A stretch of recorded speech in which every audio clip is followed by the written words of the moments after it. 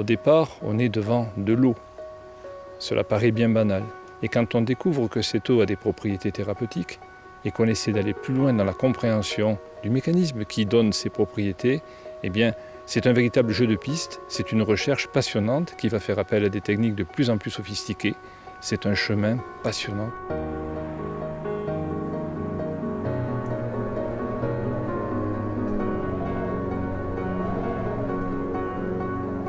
Авен.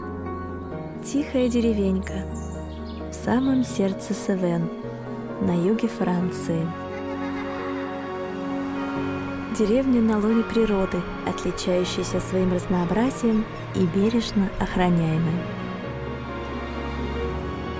Рельеф местного ландшафта возвышается над Лангдоком. Средиземное море близко. Природа здесь защищена заповедником. Мы находимся в самом центре природного парка Верхнего Лангдока.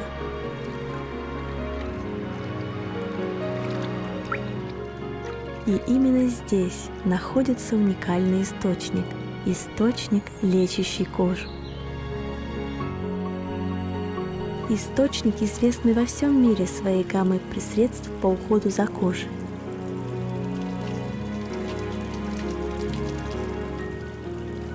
Источник, отвечающий потребностям самой чувствительной кожи.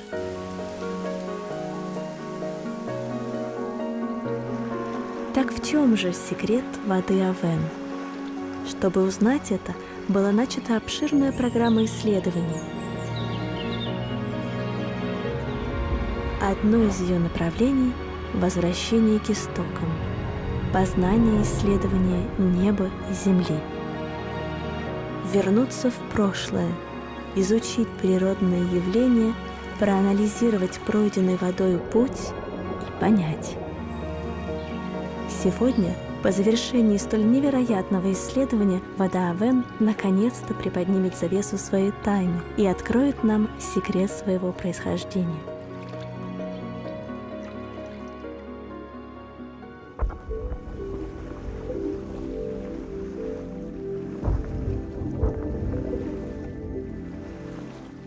Il est très important pour les chercheurs de connaître la genèse de l'eau thermale, de connaître exactement le mécanisme par lequel elle s'élabore, comment elle pénètre dans le sous-sol, comment elle se minéralise. Et tous ces éléments, nous allons les intégrer à la fois pour une connaissance scientifique, mais aussi dans une démarche de protection, puisque le milieu naturel est un milieu qui peut être fragile et nous devons veiller à ce que cette eau soit préservée au maximum. Cette eau est étudiée depuis très longtemps, elle a été découverte en 1736. Donc depuis 1736, on a de nombreux manuscrits qui nous montrent que cette eau a été étudiée, notamment par des médecins, des dermatologues, qui ont essayé de comprendre d'où provenait l'activité de l'eau thermale. Ce qui est intéressant à Avен, c'est qu'il y a une énorme quantité de données accumulées, de mesures de température, de mesures de la qualité chimique qui ont été accumulées sur des dizaines et des dizaines d'années et qui sont disponibles. Donc on a une quantité d'informations tout à fait considérable sur cette source, beaucoup plus que ce que l'on trouve en général sur les eaux thermales ou minérales en France. Le professeur de Marcilly est un professeur émérite. C'est un scientifique de premier plan qui est reconnu pour ses travaux scientifiques, notamment sur tous les enjeux liés à l'eau. Je crois que la première chose qu'il faut avoir à l'esprit, c'est la curiosité scientifique. On a une eau qui est active. On veut savoir pourquoi elle est active. Nous sommes un petit peu dans la démarche inverse de celle d'un médicament où l'on part d'une molécule et on va tester son activité ensuite. Là, nous partons dans un cheminement inverse. Donc c'est un décryptage et c'est une enquête pour savoir exactement jusqu'où nous pouvons affiner nos connaissances.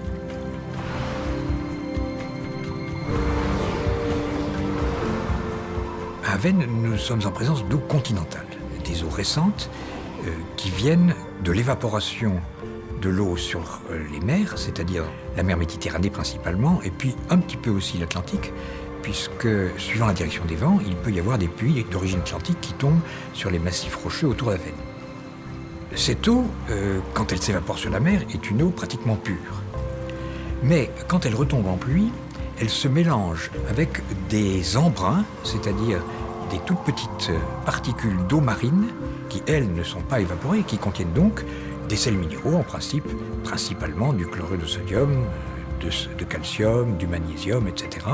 Tous les éléments présents dans l'eau de mer.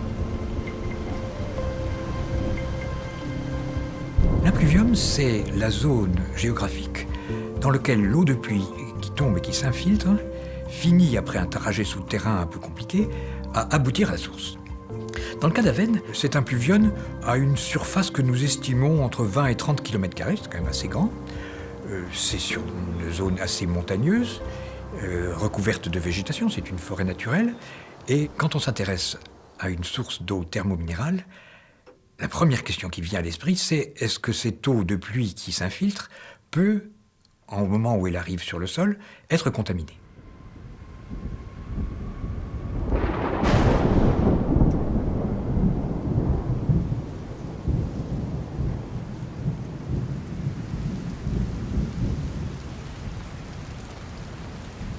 La contamination des eaux de pluie qui tombent sur un impluvium, elle est possible si, sur ce bassin, il y a une activité humaine, agricole, industrielle ou domestique qui pourrait amener des polluants. Or, nous avons la chance, à Avesnes, d'avoir un impluvium qui appartient intégralement au parc naturel du Haut-Languedoc, qui est entièrement protégé. Donc, il n'y a pas d'activité polluante qui risque de contaminer les eaux. Une fois que l'eau a traversé le sol, qu'elle a dissous du gaz carbonique et qu'elle s'est donc acidifiée, elle arrive dans la roche. Dans le cas d'Avesnes, cette roche, c'est une dolomie, c'est-à-dire une roche calcaire riche en magnésium, qui est assez fissurée déjà, et d'ailleurs aussi un peu poreuse. L'eau a la capacité, parce qu'elle est acide, de réagir avec le calcaire et de dissoudre les carbonates et les minéraux associés. Dans cette roche, elle va trouver sa minéralité propre et également être en contact avec une microflore spécifique de cette roche. Nous allons retrouver une eau avec une double signature. La signature minérale, cela correspond à une composition constante en minéraux, et la signature biologique, qui est le fruit de cette microflore très spécifique de l'eau thermale d'Avesnes. Donc c'est une double signature, la signature étant quelque chose qui est propre à un individu. Ici, c'est propre à l'eau thermale, et c'est pour ça que l'on peut dire qu'elle n'existe nulle part ailleurs. Les dolomies dont nous parlons sont des roches stratifiées, c'est-à-dire qu'elles se sont déposées en couches dans la mer, dans un lagon, au cours de leur formation. Mais ensuite, l'histoire géologique est compliquée et la région a été soulevée, c'est-à-dire que ces couches se sont redressées et en fait, dans la descente des eaux de pluie, elles suivent principalement des petits plans de stratification au sein de la formation dolomitique.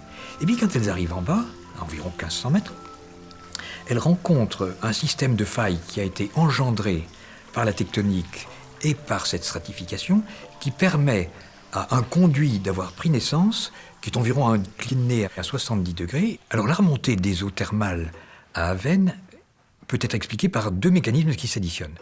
Le premier, c'est l'échauffement des eaux. Les eaux en profondeur se sont réchauffées, elles sont donc devenues plus légères et ceci accélère leur remontée vers la surface. Il s'y ajoute à Avesnes un phénomène de siphon. Dans le sous-sol, les eaux ont une vitesse de migration qui est en général extrêmement lente. L'ordre de grandeur de vitesse de l'eau dans le sol, en profondeur, peut être inférieur au mètre par jour. Alors à Avesnes, c'est encore une énigme. Ce que l'on imagine, c'est que les eaux qui ont eu le trajet le plus long et qui sont descendues le plus profond ont un âge qui est très certainement supérieur à 50 ans, ça nous pouvons l'affirmer. On pourrait même dire que ça va à plusieurs centaines d'années, ou peut-être même 1000 ans. Alors ces eaux, quand elles remontent dans la branche ascendante du siphon, se mélangent quand même avec des eaux qui sont descendues moins profondes et qui sont donc plus récentes. Donc à l'arrivée dans la source, on a un mélange de cette eau profonde et de cette eau plus superficielle, plus froide, puisqu'on a 27 degrés au griffon de la source, alors qu'en profondeur, l'eau était à 65 environ. Ce qui est remarquable à Avesnes, c'est que le pourcentage de mélange des deux eaux ne bouge pas. Au cours du temps, on a en permanence le même pourcentage des deux eaux qui arrivent à la source et qui constituent à la source la composition chimique très particulière des eaux d'Avesnes.